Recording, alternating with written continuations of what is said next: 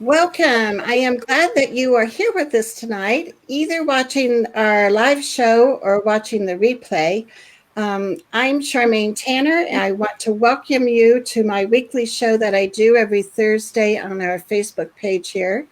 And tonight is exciting because we have a special guest with us, Carlyle King, who works at Boise State University, is going to be joining us in a conversation. And there's a variety of topics that we can talk about, and Carlyle is pretty open to answering your questions and explaining different things or talking about some of the interests that he has.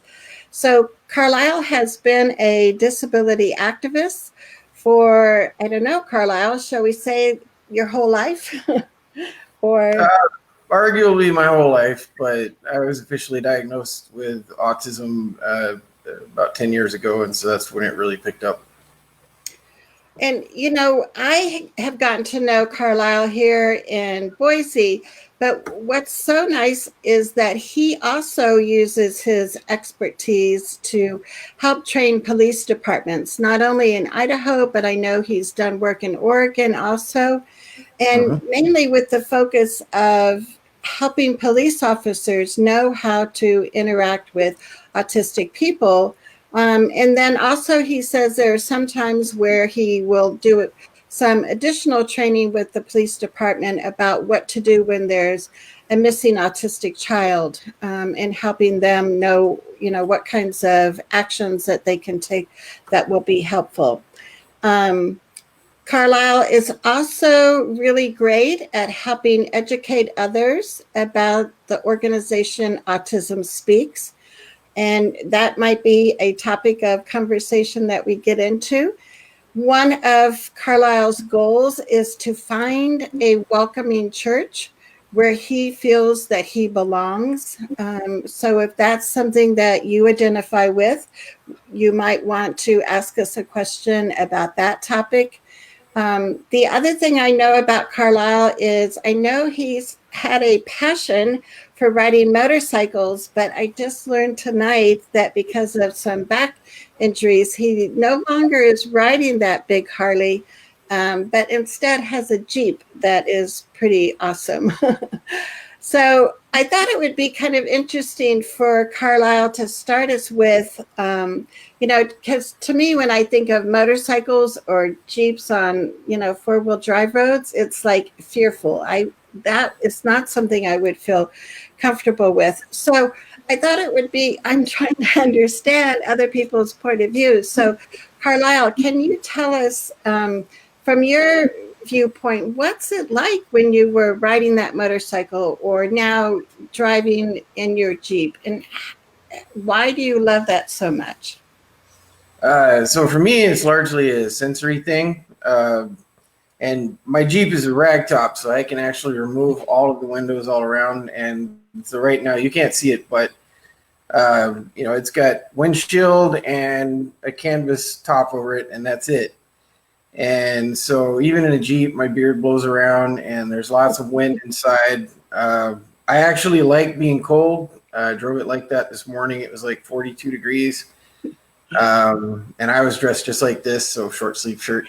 A lot of the same stuff applies to the motorcycle. I like the force of the wind in my face, and I like the cold. I also like the way it leans, and you experience that on the Jeep in a different way, because you can actually tip the Jeep pretty far over without rolling it over.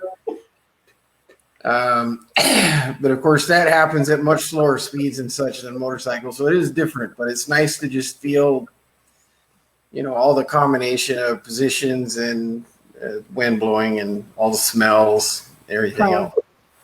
How neat. How neat. Well, we do have some live viewers, so if you can say hi and let us know where you're watching from so we can welcome you. And we encourage you to be involved in the conversation, so you can post questions in the comments or, you know, comment on the conversation that we're talking about. So it's more interactive with us, because that's, I think, always a good thing.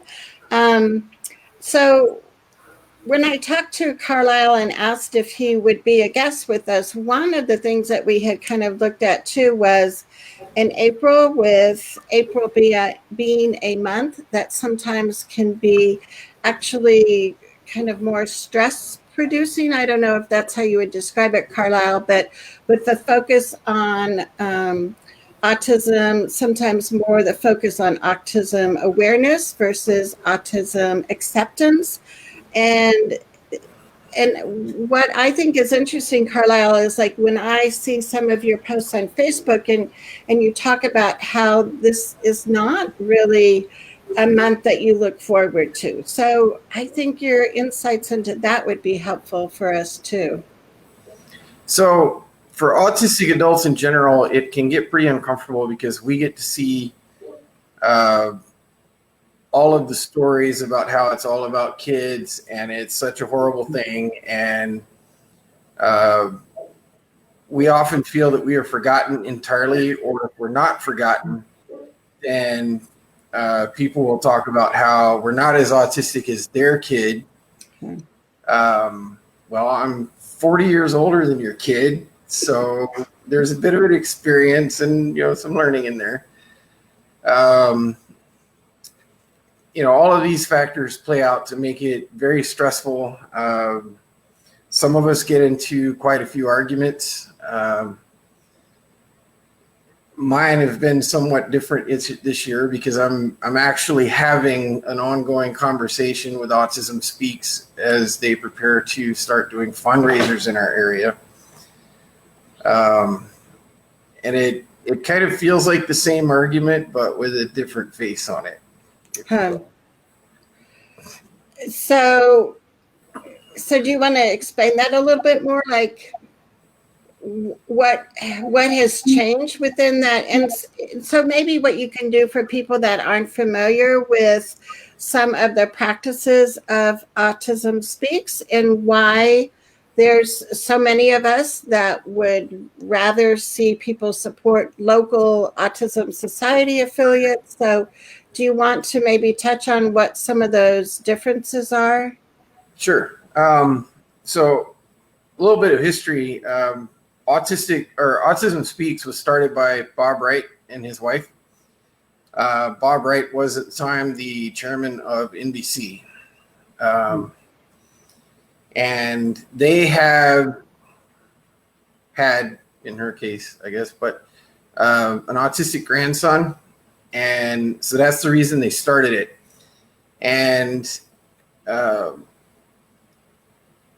it seems like Bob was really removed from the broader experience of what autism actually is, not knowing much in the way of autistic adults and such. And so the early messaging from Autism Speaks, a lot of this you can still find online if you look on YouTube and such.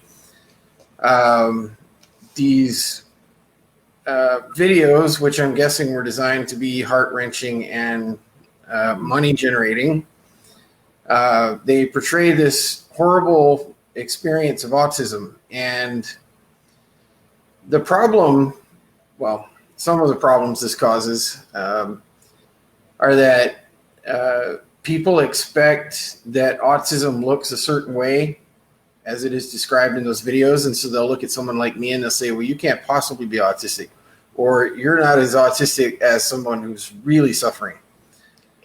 A good way to contrast that with a physical disability, I am physically disabled, and I find this to be a useful analogy quite frequently. My left arm is paralyzed.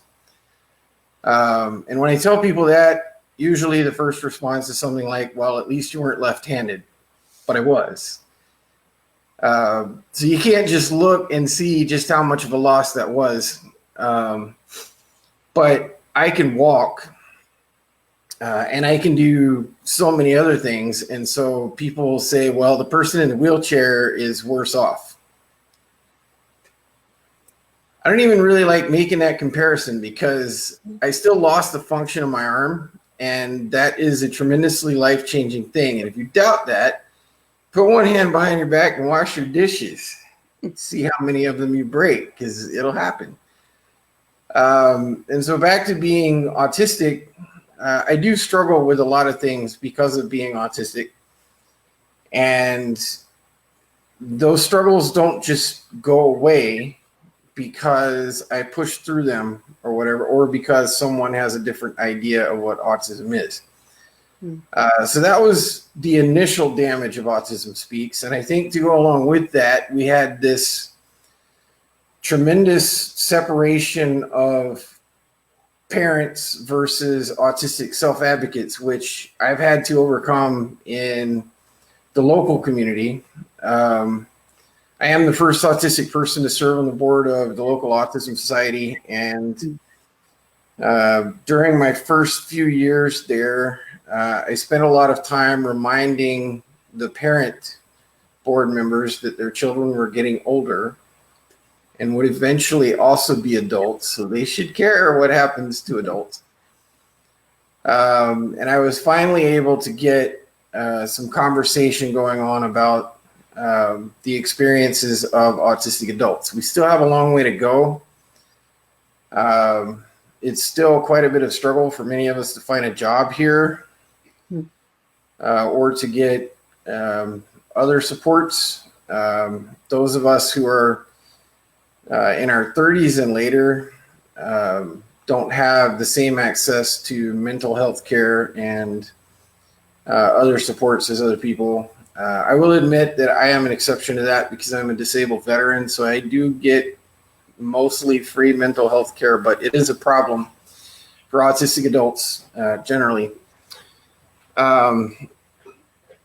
And you know, the division between parents and autistic advocates has, you know, it's almost like there's a competition for resources. Like my kid struggles more than you do, so my kid deserves all of these supports. Well, part of the problem that we run into, especially with some of these much younger adults, like having recently become adults,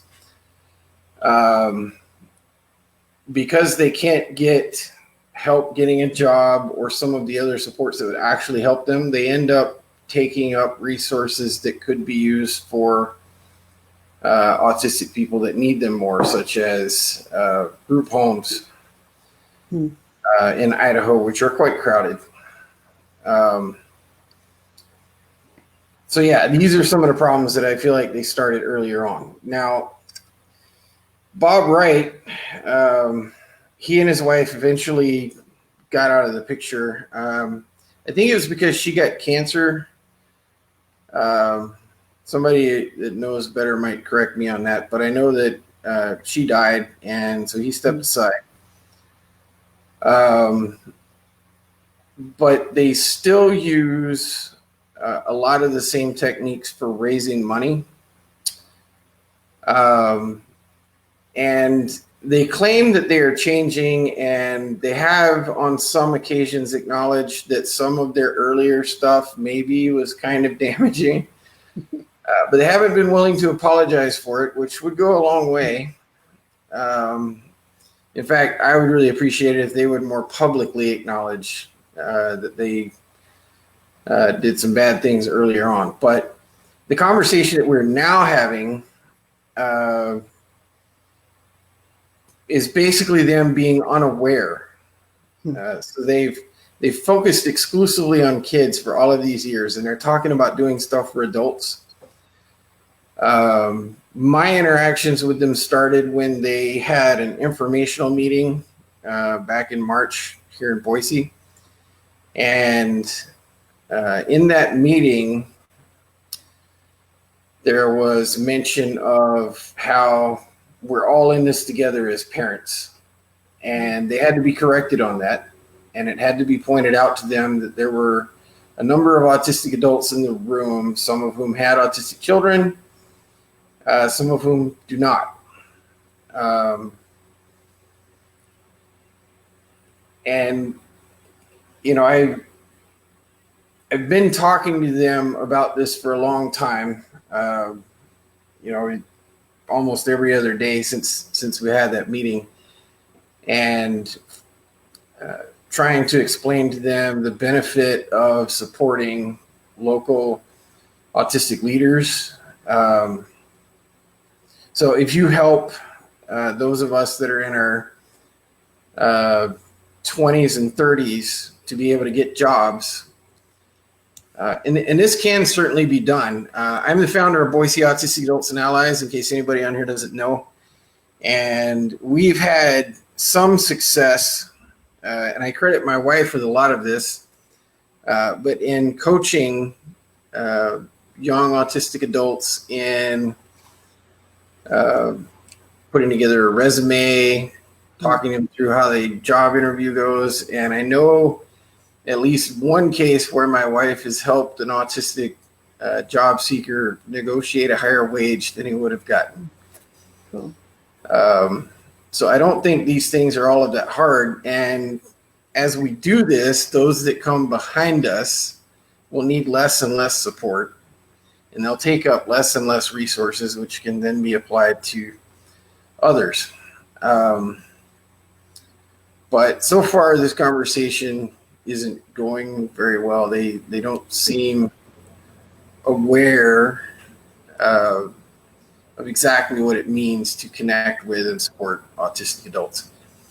Well, and Tiffany says that informational meeting was very interesting, but she says not in a good way. Yeah, Tiffany was actually the one that pointed out that there were autistic adults in the room. And yeah, it was telling, you know, to me, it really hurt that we were forgotten, we being the autistic adults. As for why you would like to support local charities, I will say that they're not exactly perfect, but they do understand the local community and they understand the local issues. They also know a lot of the local families and the autistic leaders, and so that puts them in a better position to be able to make decisions as to what to do with the funds. And one of my concerns is that with Autism Speaks fundraising in our community, there's going to be less available for the local charities. And Autism Speaks does not necessarily invest in a community the same amount of money that they take out of it. Also, I have looked at the money that has come to Idaho. Early on in our conversations, they said, well, we've spent this much money in Idaho. And I've got a full breakdown. I don't have it right in front of me, but it was roughly about $120,000, over 80% of which went to one company. I don't know everything that company does, but I have researched it enough to know that not all of that money necessarily benefits Idaho. So their $100,000 fundraising goal toward the end of this year seems a bit much, considering what they've put in the community, but that's another conversation, I guess. Well, and I think the issue of employment is like so critical because, you know, as far as more employers knowing the value and the benefits of hiring autistic people and knowing that reasonable accommodations can and should be made. So what tips do you give autistic job seekers as far as bringing up the conversation and, you know, sharing some accommodations that could be helpful for them at work? So I'm going to preface this by saying that I have what at least has been an unpopular opinion. I think it's kind of changing a little bit, but I am of the opinion that you should talk about being autistic in the interview.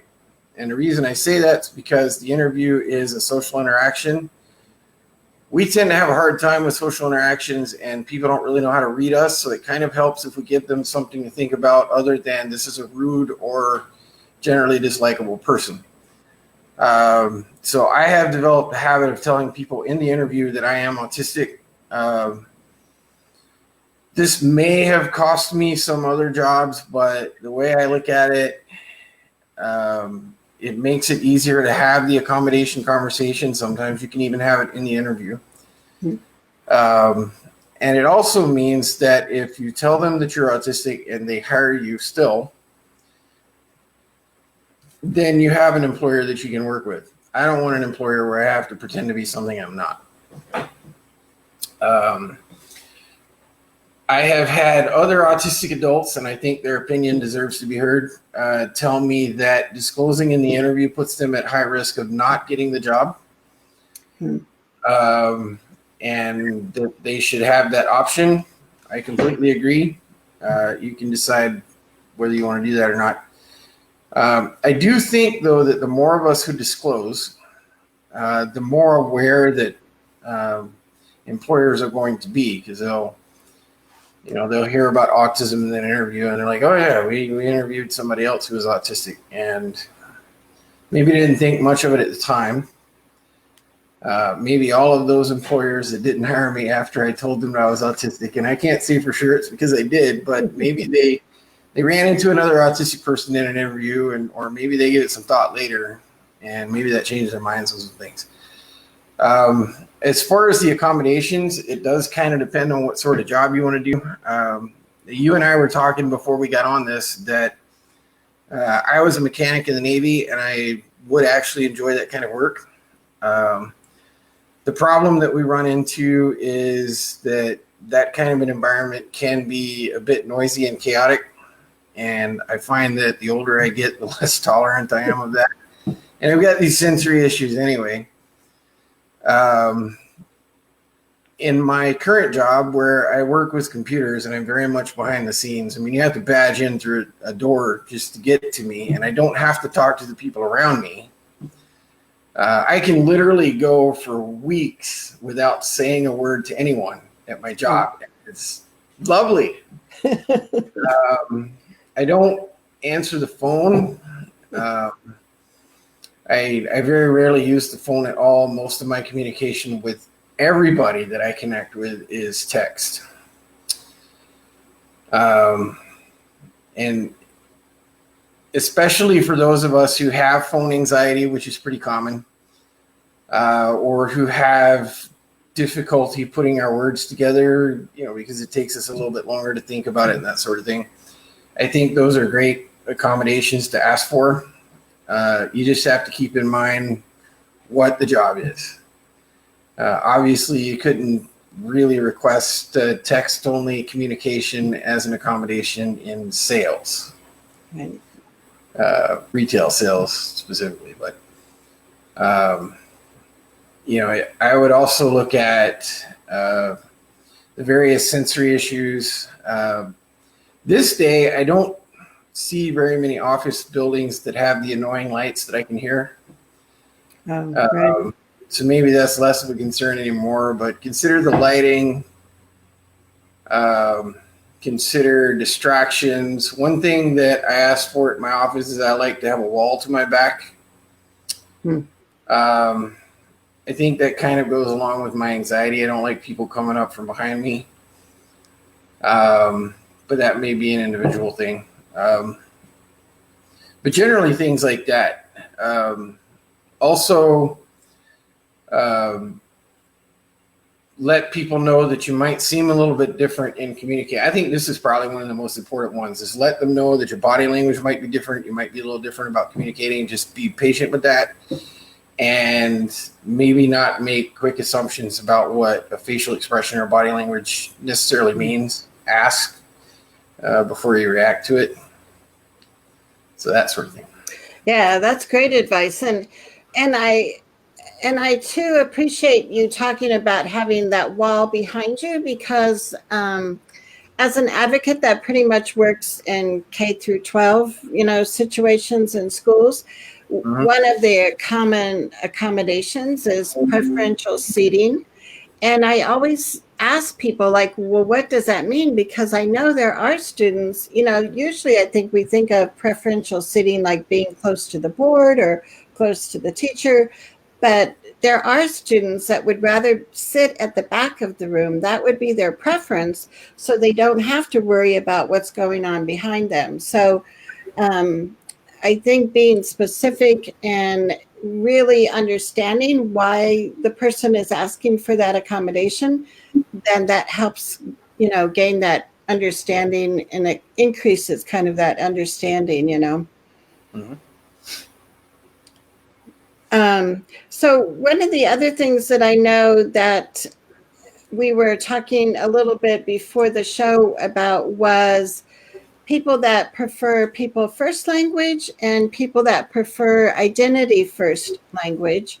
I know in a lot of different communities and Facebook groups and such that that's a conversation. And I had mentioned to Carlyle that probably for the past 30 years, I've really been using people first language. And I'm finally getting with the program here and understanding that there are a number of people that would prefer the identity first language. And so that is something that is like a change for me, a different, this has been pretty much a habit, a way of communicating. But I also understand that I want to be respectful for what people are asking for. So, Carlyle, do you want to maybe speak a little bit about identity first language and people first language? Oh yeah, and I will say that there are a range of opinions on this, even among autistic people and more broadly disabled people. As you can already hear, I have a preference for identity first language. I am generally not that picky. I won't fight with somebody over it unless they tell me that what I'm saying is wrong. I'm generally okay with what people will call me. I do think that it's a very big respect issue. So, for example, if I decide that I'm going to call you a girl, that might be acceptable from some of your friends, but I don't think you really want to hear that from me. It doesn't seem all that respectful, right? And technically, you're true. It's true. You're female, but if you tell me that you don't like to be called that and you would prefer to be called a woman, I should respect that. And the same thing applies here. So if I want to be called an autistic person as opposed to a person with autism, or a disabled person as opposed to a person with a disability, then that should be respected. On larger views of this, we can see that the blind and deaf communities prefer identity first, and you were talking about how you've noticed that the deaf community is quite proud of that. The adult autistic community is getting there.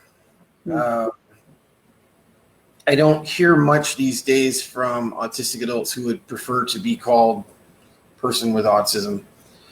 As you pointed out, there are some communities that still prefer the person first.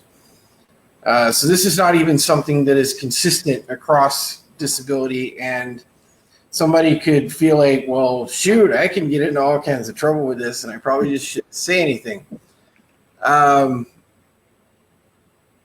way I see it, there is tremendous amount of, awesomeness in humility and the willingness to apologize.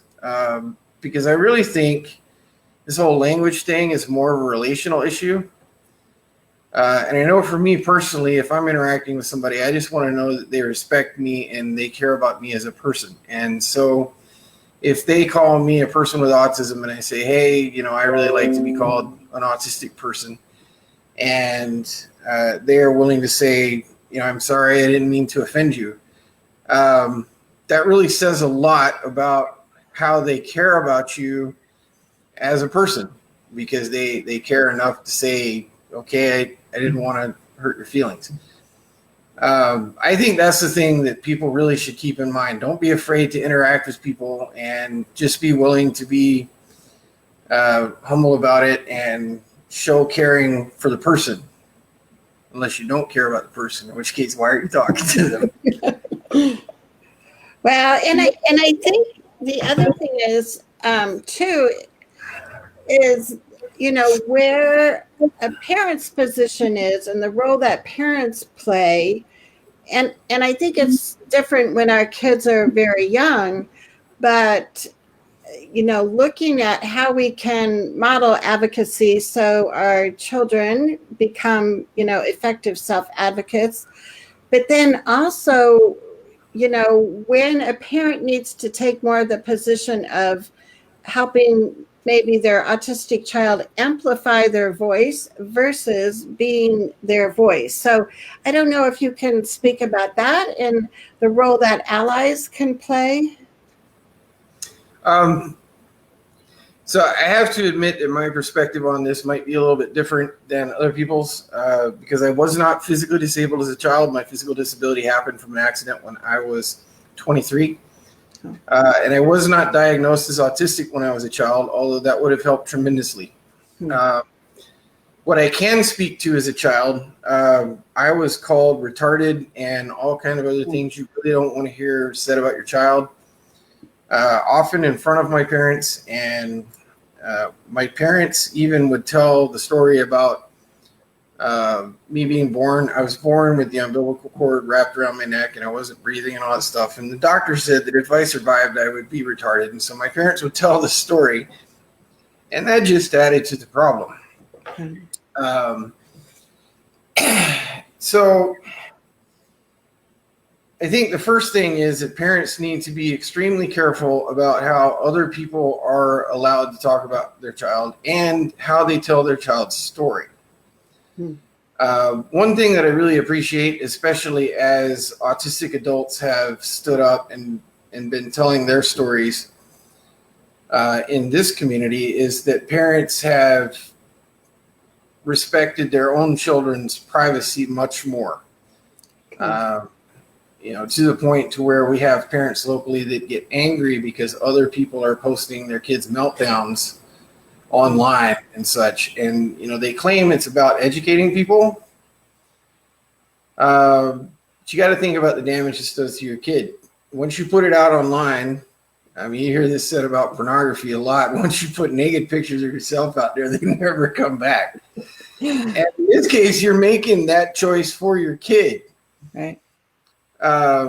So yeah, in these cases, you may think you're speaking for your kid or on behalf of your kid or whatever. No, that should always be your kid's choice. So yeah, first thing is respect your kid's privacy and insist that everybody else respect your kid. After that, let your kid guide you. I mean, when my daughter was 2, of course, she was speaking pretty well at the time, but you know, she still wouldn't necessarily be able to stand in front of a group of adults and, you know, speak up. And so we can't expect that from a child who can barely speak at all. But as they get older, then they will be able to give you cues, because you will learn to communicate with your child. And then let them guide you on how you can best support them. I guess that's the best answer I can give. Yeah, and Kayla's with us, and she says that Carlyle has been such a blessing to my family. As a parent, I have followed Carlyle's lead to be sure that I'm not out of line as someone who is simply a parent, not autistic. Oh, thanks for that. I appreciate that. And I know that Kayla represents a number of families, I'm sure not just in the Treasure Valley area, but others that have been able to hear Carlyle speak and learn from him. So I think the information that you share with us is so helpful, and I'm hoping that our viewers, either watching us live or on the replay, might be thinking of other people that can use this information and reach out to them also, because the more that we can, increase the amount of people that hear from autistic adults, I think we all benefit from that so much. So it's very important. And I know, Carlyle, that you have seen some changes that have happened.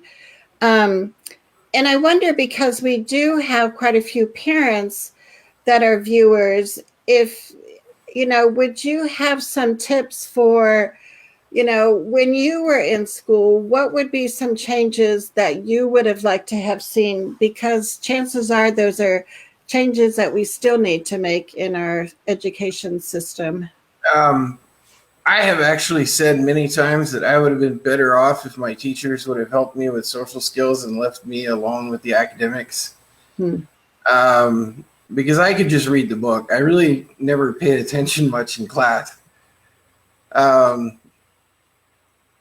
Definitely help with the bullying. And when a kid comes to you and tells you that they're being bullied, take it seriously, investigate it, find out what's going on, see if you can fix it, especially if it's a kid who doesn't seem to fit in with everybody else. I was the perpetual bad guy. I actually found it interesting. I found a blog post by another autistic adult about the experience of being the perpetual bad guy as an autistic person. And, maybe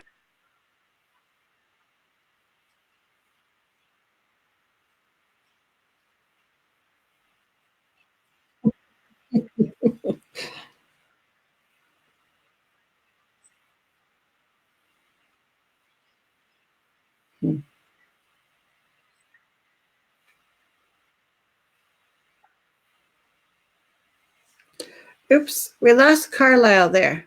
Let me bring him back up to the broadcast. And here he is. so I would even say that some of my teachers could even be counted among my bullies. I've seen that. And that's like really interesting, because I think when we think about bullying, we kind of go to another student, versus there are adults, and like you said, teachers have been known to bully students. And so parents need to pay particular attention to that, because that is like, how can we allow people like that to be around our children? So that's something that, is just, we read so many stories about, the effects of restraint and seclusion on students, and just kind of the psychological bullying that can go on from adults and from other students that, has like this lifelong impact on people. And like you said, it comes back to the basic understanding that we are all humans that deserve to be respected, and that that is part of the basic foundation of how we should be treating each other. Yep. And related to that, I think one thing I would like to talk about is what we call masking or camouflage, which is the collection of skills that we as autistic people develop to hide the traits of being autistic. Putting this stuff into effect is a lot of work. It's very draining. And a lot of us, myself included, have been trying to undo these bad habits. So yes, I will be getting progressively more weird. But, we really need to adjust the whole world such that the traits of autism are not necessarily viewed as a bad thing. If you look at a lot of the therapies, especially those that claim to cure us, these therapies actually coerce autistic children into appearing non-autistic, which means forcing the use of this camouflage. And I want to tell you the real cost of this, because it's not the energy that it takes to do it. The real cost of the camouflage is that the outward person that people see is not the actual person. So even if people like this newly changed, newly cured autistic person, they don't actually like the person. Um, And that's tremendously hurtful, because we all want to be loved as we are. So definitely keep that in mind. right. And I think also when I look at, your conversations that you've had about looking for a church and trying to find a church where you truly feel welcome and that you belong. And, sometimes it would seem like, oh, well, for sure, church communities would be open and, rejoicing and accepting people. But that's not always the case for autistic adults. That's true. Any church will let me sit and listen to a sermon. But I actually want to have a community. And, I've had so many people over the course of my church experience, including the pastor that married my wife and me. He told us that he didn't like having me around. I've had other people try to come and explain to me why nobody likes me. This amounts to the same kind of effect that I was talking about before with trying to coerce kids to pretend to not be autistic. Why are we perpetuating this message to these kids? They are not likable as they are.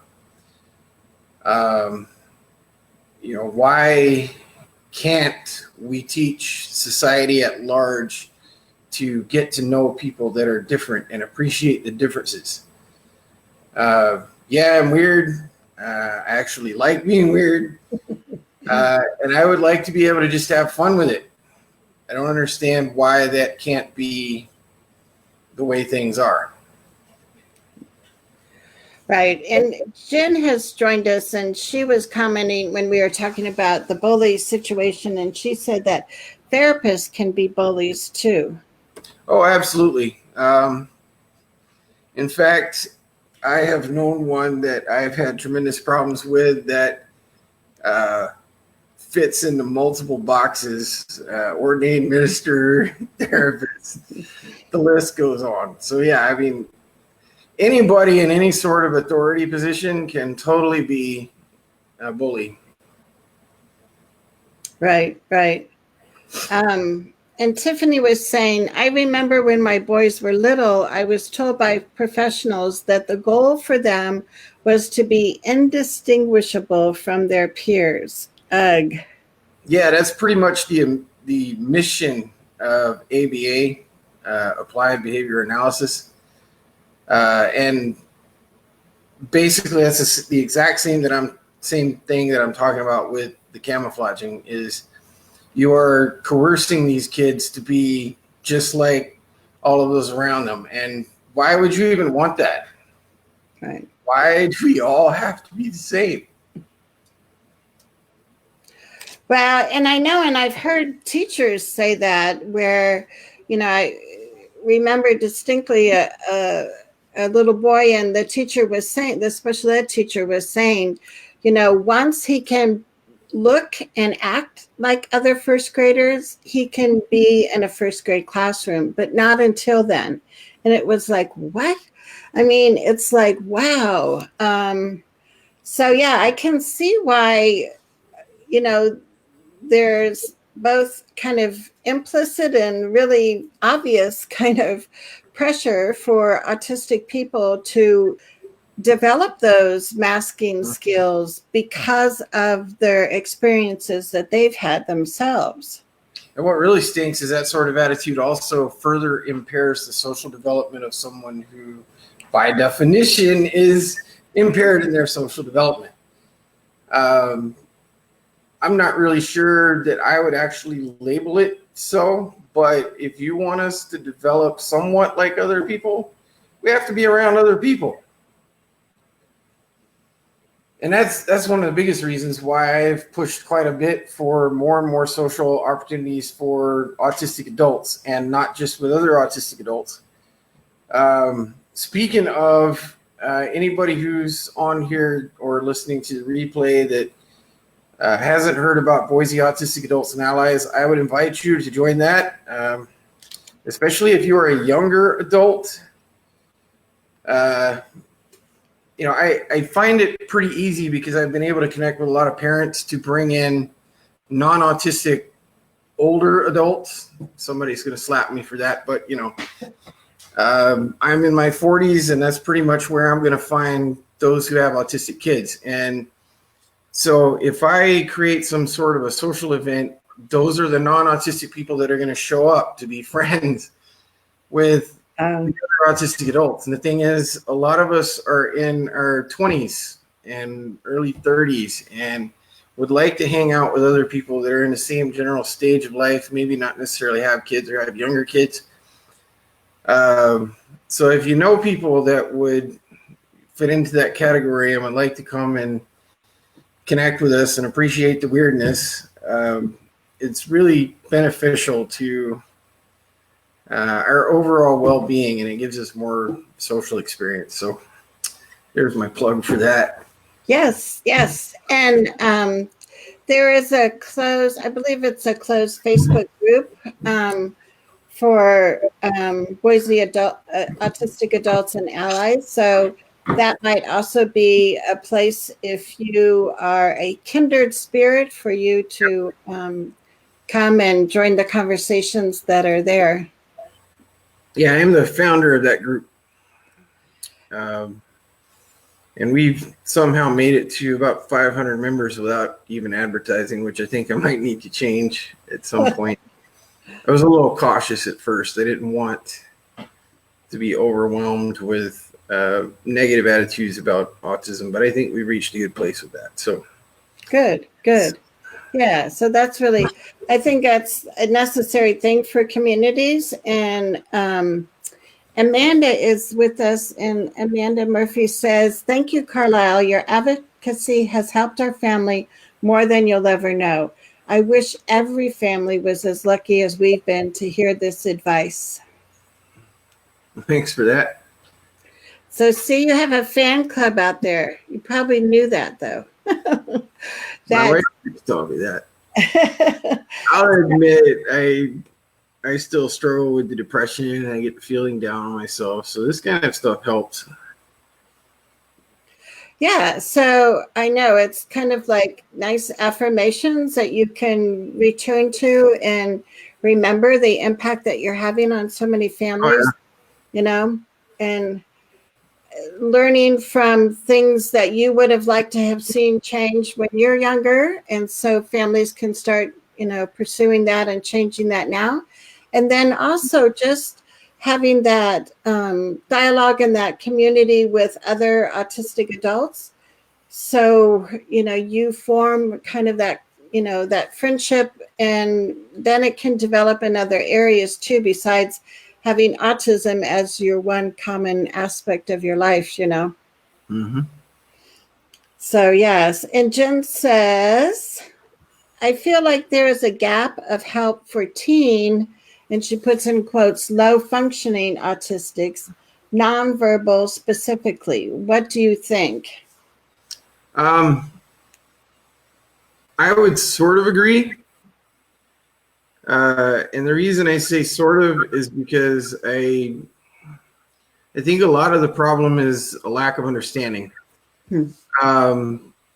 I have seen the writings of a number of non-speaking autistic adults, and among autistic adults, on Facebook and such, we tend to refer to other autistic adults by specific challenges in cases where it matters. In fact, I'm gonna give you the high and low functioning talk that I give to the cops. This is another case where my physical disability is highly useful. So they tell them to imagine a scenario where I'm out riding a motorcycle and they pull me over. And so we end up handling the traffic stop, and the cop reaches a point where he thinks that I need to put my hands behind my back or behind my head or whatever, and I tell them I can't. And then my question to them is, do you believe me? Because I just got off a motorcycle. And the problem with high and low functioning is that when we think of someone as high functioning, we think this person can do complex things, so they can also do all simple things. The problem with that is, in the scenario that I give the cops, I just got off a motorcycle, which is generally recognized to be a complex activity. I mean, there's a lot of adults that can't do that. Fully abled adults can't ride a motorcycle. Here I am, partially paralyzed, and I ride one. In fact, I've ridden close to 100,000 miles in this condition, so I've done it quite a bit. But I can't clap my hands, which the average 3-year-old can totally do. That's a simple activity. So then the question, of course, to the cops is, do you believe me? And I usually don't get much of any answers to that, because that becomes a really hard question, because they know it's a trick question in the moment, but in the traffic stop, they're likely to make the wrong decision and think that I'm disobeying them on purpose. So the same thing applies to so-called high and low functioning autistic adults. In fact, if you've never heard of it, I highly recommend that you watch the movie Wretches and Jabberers. Right. The two men that made that movie, I attended a lecture given by them, and I say lecture kind of loosely because neither of them speaks. One of them is my age, the other one is about 20 years older. They can get out a few words, but for the most part, they use these little talking devices. These guys made a movie about the experience of being autistic, and their story is kind of heartbreaking because both of them spent a large portion of their lives in institutions where people thought they couldn't do anything. So we really need to do away with the high and low functioning thing, and I do appreciate that you put it in quotes, because with high functioning people, supposedly, you miss our struggles, you miss the things that we can't do, but with the opposite end, you miss what they can do. And I can show you not only that movie, but the writings of other non-speaking adult autistic individuals. And you'll find that this is very high quality writing. Some of these people even have college degrees, graduate degrees even. So you have to be careful about how you're looking at that. So I think the problem isn't so much that there's a gap. I think the problem is that there's a lack of understanding. Because I can certainly turn that back around, and I can say that there's a gap in support for autistic adults, especially those of us diagnosed later in life, or those of us who have aged out of other services. We still need more access to mental health care and job finding services than the average person. And I don't want to make it about us versus them and who gets limited resources. I think we can all work this out if we increase autism understanding and the acceptance of autistic traits, and for that matter, the acceptance of alternative communication methods. I think a big part of the problem for those who are viewed as low functioning is that the methods they use to communicate are not accepted, not understood, and not allowed, which was the case with these gentlemen who made that movie. Oh, exactly. And I've been able to hear them speak at a conference a couple times. And when I was a teacher, I had a student that used facilitated communication to type, his responses and his thoughts. And yeah, it's so interesting because we often make judgments if somebody doesn't have that verbal communication, that they also have, intellectual disabilities, or they don't have something to say. And so, yeah, it's up to us to stop those judgments and to really learn from others. If people want to know more about the Wretches and Jabbers movie that Carlyle mentioned, I can put a link in our post after the video. The other thing I was going to bring up was somebody had said that they just started watching. We believe my husband has autism. How do we get him assessed? This is a question I'm very much familiar with because that's what happened to me. I was 35 when I was diagnosed. So the first thing you're going to want to do is find someone who's able to do the diagnosis that will deal with adults. If you're able to get in touch with Charmaine, I can reach out to some friends who are in the profession and get recommendations as to who locally will do that now. It's been a while for me, and the guy who diagnosed me has moved away. So I can help you find a professional that would be willing to do the assessment. After that, if you want to know what the assessment is like, it's an interview and a few different tests. The whole process took me about 12 hours physically in the professional's office. And then you'll wait a few days and they will send you a written report as to the opinion. So that's what the process looks like. So yeah, if you can ping Charmaine at some point afterwards, give me a few days and I'll see who I can round up that'd be willing to do the assessment for an adult. And actually, she says that they live in northern Colorado, so I can. Oh. What town? Yeah, so if you let us know, I don't know if you guys are up by Greeley or Fort Collins, so if you let us know. Do you have connections in Colorado, Carlyle? I do. I don't know that it's that far north, but Okay. I can definitely ask around and see if anybody can point me in that direction. I know a number of autistic adults in Colorado. I also have, well, my wife has family in Colorado, so I can still possibly be of assistance there. Yeah, and I would be happy to help. Before moving to Boise about 5 years ago, I lived for about 40 years in Colorado. So I would be happy to also look and see if we can get connections. But yeah, so if you can let us know, Karen, exactly. Oh, okay. So she said, thank you. They live in Wellington, Colorado. So yeah, right. I can scope out some resources, and between Carlyle and myself, we can probably at least get you started. And, you know, so yeah, she says that that's about 10 miles north of Fort Collins. Yeah. So she's. Yeah, I think the biggest barrier to that is that so many professionals aren't willing to work with adults. I bet. And, you know, going back and talking about judgments that people make about people that don't have verbal communication, Jen said that she agrees with Carlyle. My boys are amazing regardless of speech. I wasn't sure how to express myself quickly. My apologies. And I don't think you need to apologize at all. And I think you brought up a very good point, and it was really helpful for the conversation. So thank you. That was definitely a worthwhile question. So no worries. Yeah.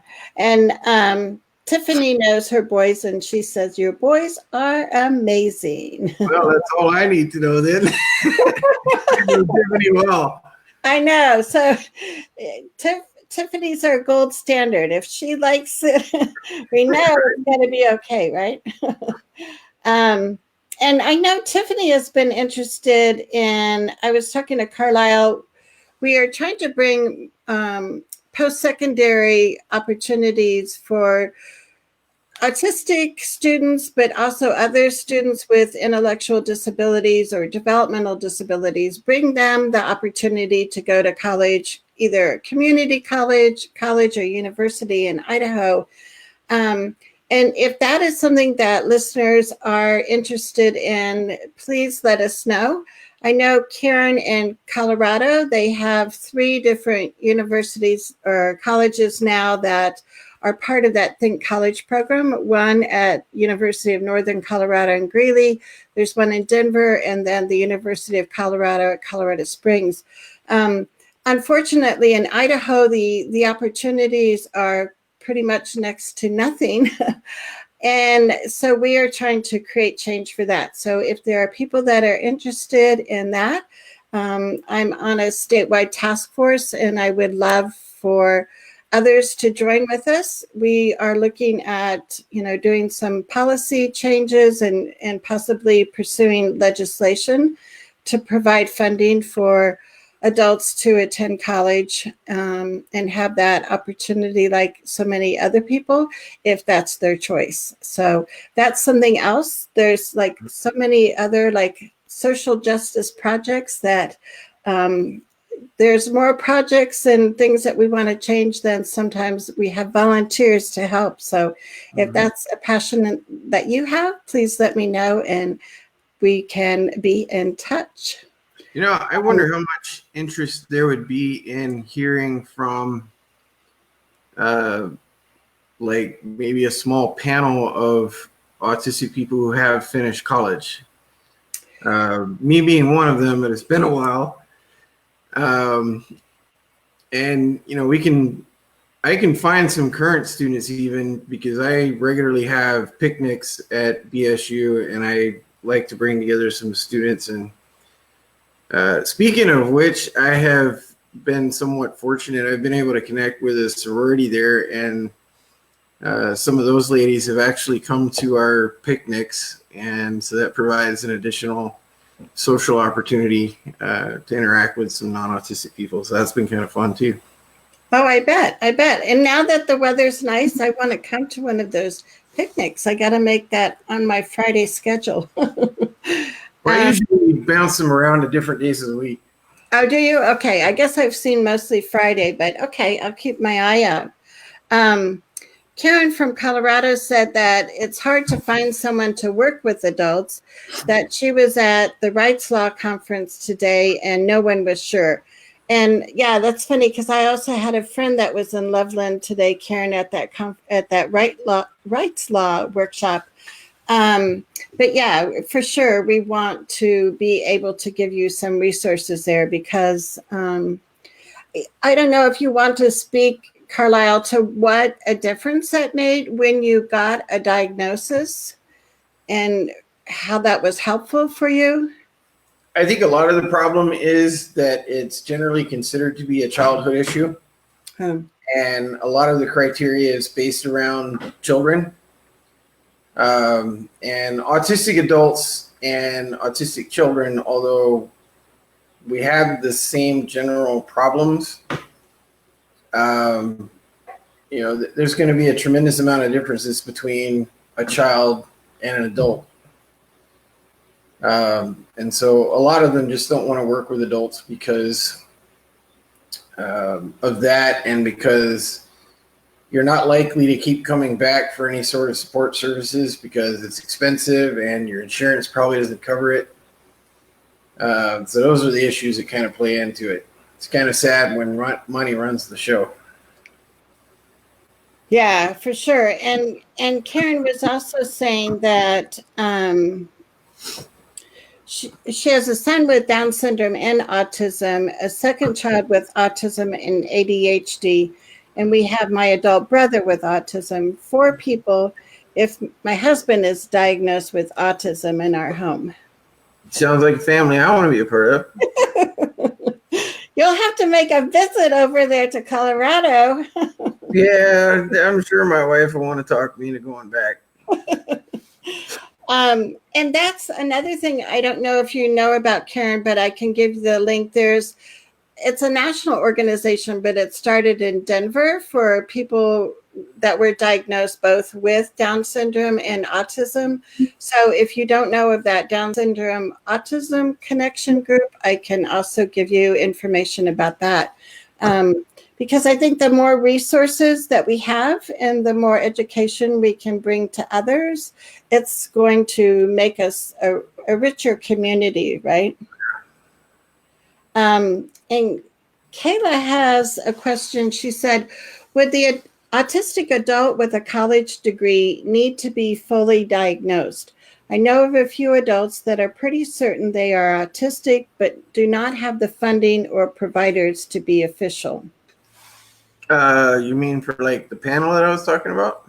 Yeah, I'm not sure if she's talking about that or the Think College initiative. You know, and that just kind of depends on the situation. And right now, because we are just kind of in the beginning stages of bringing post-secondary education open to other students that are interested, the funding, there's still going to be the requirement of paying college tuition. There's usually an additional charge because the college or university will hire extra staff to be there for support and kind of that networking with professors and those kinds of things. And as the college and their program grows, then usually there also is a financial aid packet that you could apply for.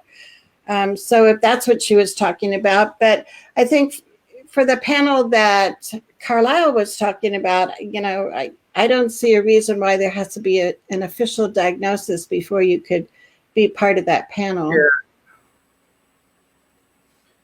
And I think that would be really helpful, Carlyle. It's kind of right now our task force every other month. We meet with a Zoom call, but this fall we're looking at having a face-to-face meeting. Right now, the universities that are most involved are the University of Idaho up in Moscow, Boise State University, and Idaho State in Pocatello. But Brigham Young is also looking at things. And so I think we're going to be kind of branching out. But, so maybe I could talk to you further, Carlyle, about, if there would be a time for our fall meeting that we could have a panel of autistic students or autistic graduates from college talk. I think that would be awesome. Yeah, we can definitely. Because, like so many task force and committees and things like that, it's the majority of the people are people that are not, do not have that disability. And so it's, these white privilege people trying to make decisions, and really the experts are most often missing at the table when we have committees and task force that study things. Yeah. So I don't know, Carlyle, if you at the BSU, if you get asked to serve on different committees, and if you feel like it's kind of a token, let's have an autistic person serve with us, or if you feel like the university, really appreciates the input from autistic adults. I haven't actually been asked. Of course, I tend to stay quietly in my corner at work. Right.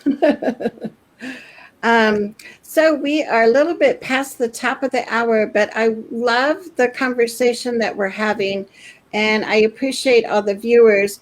Know that the replay will stay up on this Visions and Voices Together Facebook page. And I can also post the direct link if you want to show that on a page. But Tiffany wants to get in here. Go Bengals. And we also have Jordy, who is saying hi to Carlyle. So I think it's beyond past time that we have the opportunity to learn and listen from autistic adults. And they are the true teachers and the true leaders. And I so appreciate you taking time from your evening, Carlyle, to be with us live tonight. Oh, it's my pleasure. And it's not like I had anything else to do. My family's gone. You didn't have a Jeep ride planned or anything for tonight, huh? Oh, no. And my wife and daughter are doing her girls only birthday party. So I am totally alone for the evening. Well, I so appreciate your time, and also just the insights that you share with us. And like I said, you and the other autistic adults are the people that we need to be listening to, and the people that we need to be learning from. So I so appreciate that. It makes a huge difference in my life and helps me with understanding and seeing another person's perspective, which is just something that always brings our community together. So I see you as a community changer and a great force in our community. Well, thanks. It's been real fun talking with you. Well, we will wrap up tonight's show. I want to tell our viewers that next Thursday, May 2nd, is going to be a Q&A time. And so we will be on at noon next Thursday, Mountain Time. But that's an opportunity for you and for myself as an education advocate to talk about any topic so I can answer specific questions that you have and help make positive changes for your children. So until next week, I am Charmaine Tanner, the host of our Art of Advocacy show, and I look forward to getting to know more of you in person as much as possible. So thank you and good night, everybody.